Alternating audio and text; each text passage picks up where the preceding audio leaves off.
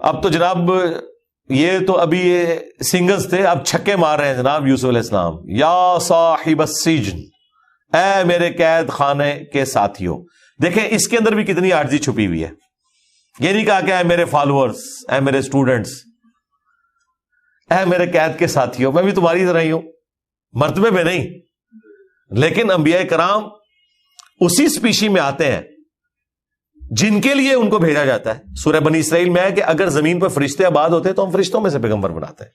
اے میرے قید خانے کے ساتھیوں، ارباب متفرقون خیر ام اللہ الواحد القہار، مجھے بتاؤ کہ جدا جدا مختلف قسم کے رب وہ بہتر ہیں یا ایک اکیلا اللہ جو واحد یکتا ہے، سب پر چھایا ہوا ہے، القہار ہے. یعنی اتنے معبود بہتر یا ایک ہی اللہ کا ہو جائے انسان وہ بہتر. اس کا مطلب یہ ہے کہ وہاں پہ وہ دیوتاؤں کا کانسیپٹ موجود تھا. اور باقی یہ مضمون قرآن میں اللہ تعالیٰ نے مختلف جگہ کے اوپر پھر کھولا ہے کہ ایک ہی اللہ ہو تو یہ کائنات کا نظام چل سکتا ہے. دنیا میں بھی کسی کمپنی کا سی ای او ہیڈ ایک ہی ہوتا ہے، اس کے نیچے اسسٹنٹ ہو سکتے ہیں، لیکن ٹاپ کے اوپر ہمیشہ ایک بندہ ہوتا ہے. دنیا کا نظام نہیں چل سکتا. خاندانی نظام ہے نا، ٹاپ پہ اللہ تعالیٰ نے مرد کو رکھا ہے، الرجال قوامون علی النساء. کیونکہ ایک سے زیادہ لیڈرز اگر ہوں گے تو ستیہ ناس ہوگا کسی بھی جماعت کا، کسی بھی ملک کا. کوئی ادھر کھینچے گا اپنے فالوورز کو، کوئی ادھر کھینچے گا. ہاں یہ تو قرآن میں بھی لکھا ہوا ہے. اللہ تعالیٰ سورۃ المومنون میں فرماتا ہے کہ اگر اللہ کے سوا اور الہ بھی ہوتے تو جب جھگڑا ہوتا تو ہر الہ اپنی مخلوق کو لے کے، اپنے فالوورز کو لے کے سائڈ پہ ہو جاتا. یہ قرآن کی آیت ہے.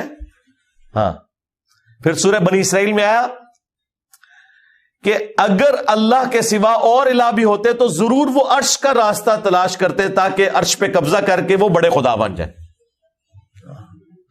اور سورۃ الانبیاء میں آیا کہ اللہ کے ساتھ اگر کوئی اور الہ ہوتا تو زمین و آسمان کا نظام درہم برہم ہو جاتا. کیونکہ یہ تو ہر مسئلے میں ہی قرآن اندازی ہوتی، جھگڑے ہو جاتے. یہ تو دو کی شکل میں ہے، 3 4 5 6 زیادہ ہوں تو پھر تو فیکٹوریل پرابلم شروع ہو جائے گا. وہ اتنی کمپلیکس ایکویشن بن جائے گی، وہ تو پروبیبلٹی والا مسئلہ بن جائے گا. تو ایسا ہو نہیں سکتا. بتاؤ کیا ایک خدا جو سب پہ چھایا ہوا ہے وہ معبود اچھا یا متفرق کئی دیوتا؟ اچھا دیکھیں جو ایک اللہ کا ہو جاتا ہے نا تو اللہ تعالیٰ پھر اسے ایسا سکون عطا کرتا ہے کہ وہ ساری غلامی کی زنجیروں کو توڑ دیتا ہے. جو لوگ توحید میں کامل نہیں، آپ ان کے اندر کمزوری دیکھیں کتنی ہے. کسی دربار کو دیکھیں گے جھک کے گزریں گے، کسی جھنڈے کو دیکھیں گے اسے سلامی دیں گے، ہر ٹائم ڈر لگا رہے گا. ٹھیک ہے جی یہ فلاں جو شہر ہے یہ فلاں بزرگ کے حوالے ہے، لہذا اس شہر میں جب جائیں تو پہلے وہاں حاضری دیں. اب اسلام آباد میں بری امام مزار ہے، وہ کہتے ہیں جی پہلے ان کے ماں باپ کے مزار پہ جانا ہے، اگر آپ ڈائریکٹ گئے نا تو آپ کا کوئی نقصان ہو جائے گا.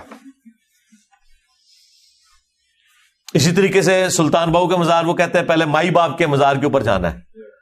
اتنے پھر جب آپ نے کھڑے کیے ہوں گے تو کبھی کسی سے ڈر رہے ہوں گے، کبھی کسی سے ڈر رہے ہوں گے، کبھی کسی سے ڈر رہے ہوں گے. اور جب ایک اللہ کے ہو جائیں گے تو پھر سرکار آپ نے یہ کہنا ہے کہ بابت شاہی کوئی نہیں.